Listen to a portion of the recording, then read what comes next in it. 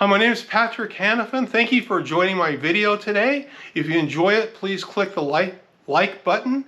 I'm doing these videos because I bought and sold a lot of real estate, a lot of homes, a shopping center. I bought a hotel on the ocean front. I've dealt with all kinds of problems, and I think I can really help you guys, especially in this tough market today. Please think about it, buying not just a home, but you're buying a home loan and getting a great rate of interest that you'll be able to keep for the rest of your life if you want to. And you'll lock that in, and as rents get higher every year, you will have a constant payment that you can afford. Interest rates are just incredibly low. And you know, I know prices are high on houses, but I think with all the banks and the mutual funds and all the people from other countries that are buying up our real estate, I don't think it's going to fall. I don't think it's going to fall that much if it does. And if you have a fixed rate of interest, you're not going to care. You're going to be happy that you got that loan and you got it at a great rate. And I remember years ago, I used to live on a little island in Newport Harbor, Newport Beach, California. And people would walk by and they look, there were all these real estate offices on the main street, and they look in the windows and they go, oh my gosh, $45,000 for that little place on a 30-foot wide lot?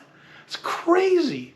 And now I walk down there and I see the same people, or different people, but still going into real estate offices and looking in the windows, and they're going, $2.6 million for that little place on a 30-foot wide lot?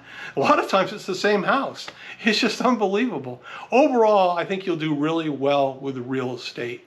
And I think you got to think big, and I think you have to explore, and I think you have to think outside of the box. And you buy a place, you know, look and see if maybe that guest room off with a separate entrance could be a little guest studio that you could rent by itself to help you with the payments in the first few years, or there's an extra parking space on the condominium that you can rent off. It'll help lower down your payment every month.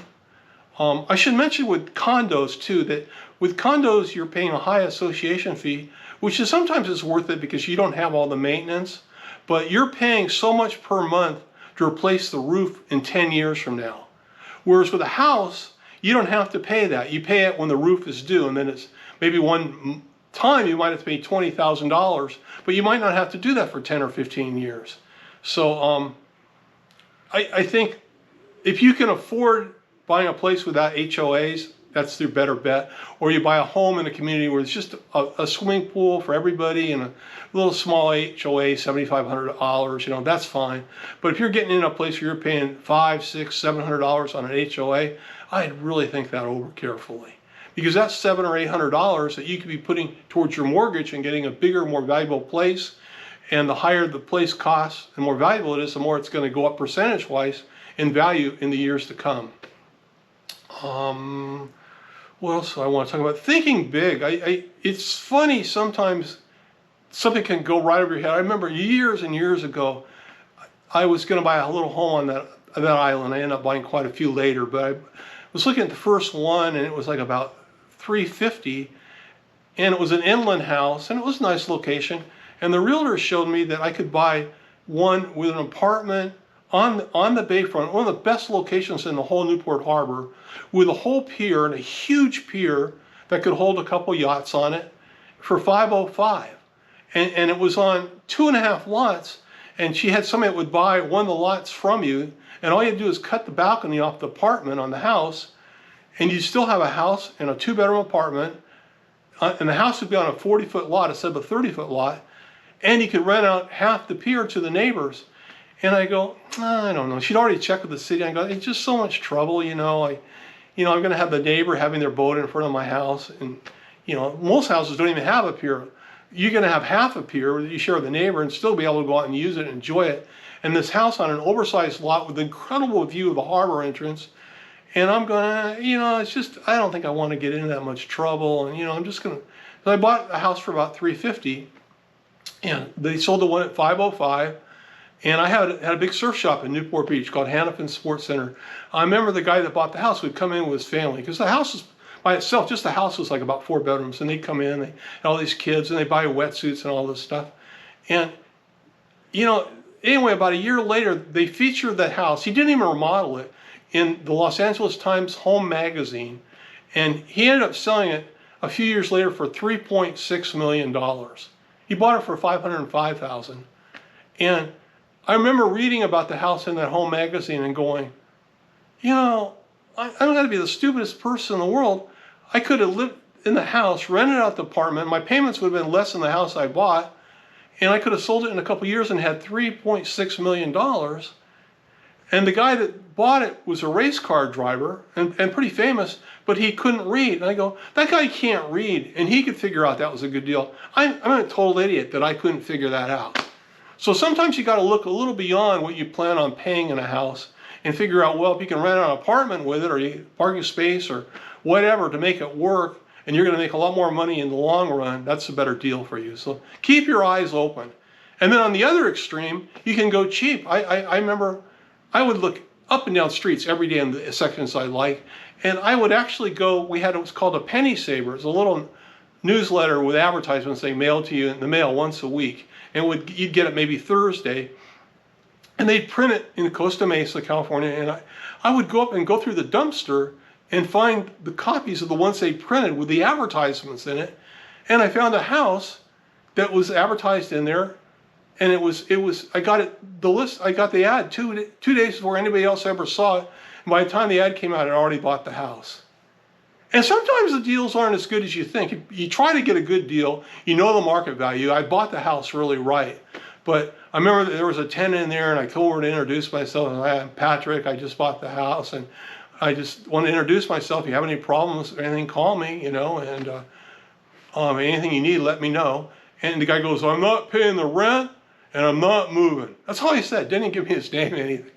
And I go, oh my God, I don't want to deal with this guy. And a friend of mine goes, well, what'd you pay for the house? And I told him, he goes, I'll give you like $10,000 more right now and just pay you all cash. I go, okay. So I still made $10,000 for going through the dumpster and a little bit of work, and I got rid of the house. But I guess the moral of that is if you buy a place at the right price, you don't have to worry. You know, little problems like that, they'll get solved one way or another. Shop around, go up and down streets, call a million realtors.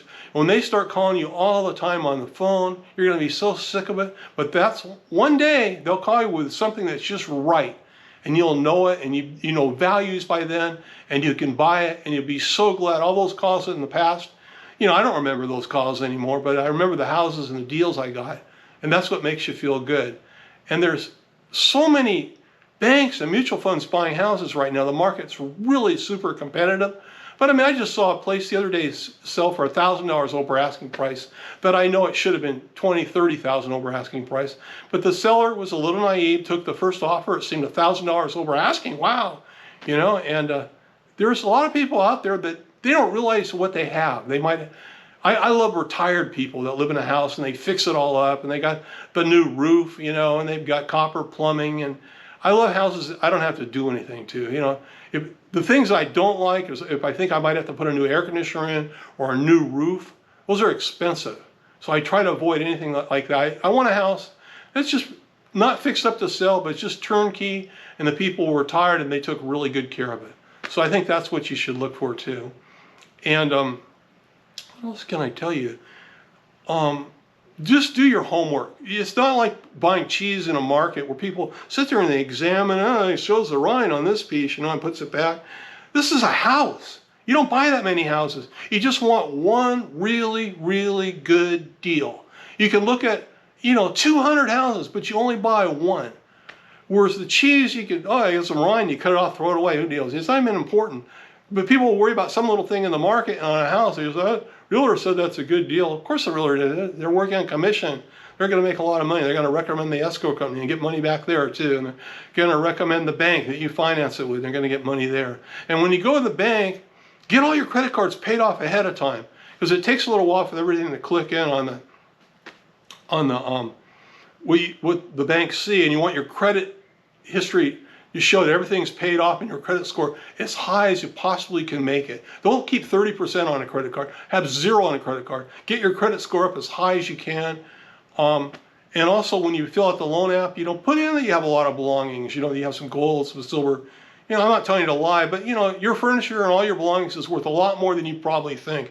So don't just put down you have like $5,000 worth of furniture when you have $30,000 or whatever. You want to look good and solid.